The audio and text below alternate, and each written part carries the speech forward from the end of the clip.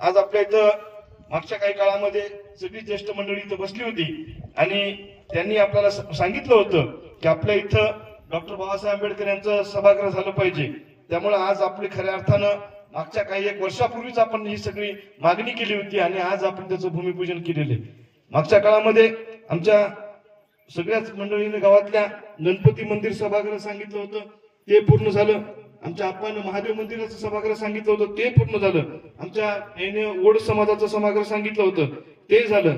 आणि आज खऱ्या अर्थानं हे आज आपल्या गावातलं 4थं सभागृह. एका लोन मध्ये आता वाखारीचा गजू म्हणला फक्त आमच्याकडे स्मशानभूमीकडे पूल केलाय, पण इथून खाली उतरले की म्हणणार ते की तुम्ही लोणला 4 सभागृह केले भैया, वाखारला एकही झालं नाही. आता भाषणामध्ये म्हणले ते की इथं 4 झाले म्हणून, इथं आम्हाला स्मशानभूमीकडे पूल दिला म्हणून.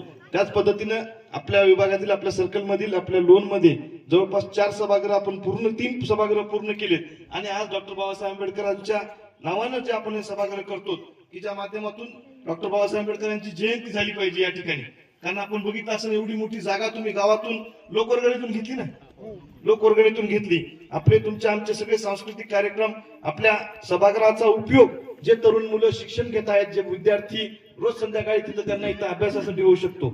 आज जे जे काही आपले सांस्कृतिक कार्यक्रम असतील, आपल्या तुमच्या आमच्या लेकीबाईचे साखरपुडे असतील, लग्न असतील, त्यासाठी अत्यंत उत्कृष्ट सभागृह तुमच्या इथं होणार आहे. पुढच्या काळामध्ये या इथली एवढी सुंदर जागा आपण केली तर इथं या जागेसाठी सुद्धा आपण पुढे प्युअर ब्लॉक असू द्या, अजून काय काय सुविधा देता येतील त्या सगळ्या पूर्ण करण्याचा प्रयत्न हे पुढच्या काळामध्ये करूया.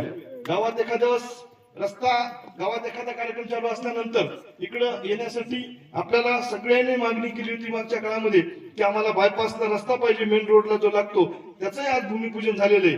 त्यामुळं डॉक्टर बाबासाहेब आंबेडकरांनी आताच यांनी सांगितलं मानवते सरांनी की जे जे काही त्यांना अभिप्रेत होतं त्या पद्धतीनं प्रत्येक गावामधील प्रत्येक ठिकाणी आपण जवळपास सगळ्या बोधवाड्यामध्ये डॉक्टर बाबासाहेब आंबेडकर सभागृह असेल. वसमतला आपण 1 कोटी 1.5 कोटी रुपये खर्च करून महामानव डॉक्टर बाबासाहेब आंबेडकरांच्या नावानं बहिर्जी कॉलेजच्या प्रांगणामध्ये तिथं आपण लायब्ररी करायलो, तिथे ग्रंथालय करायलो.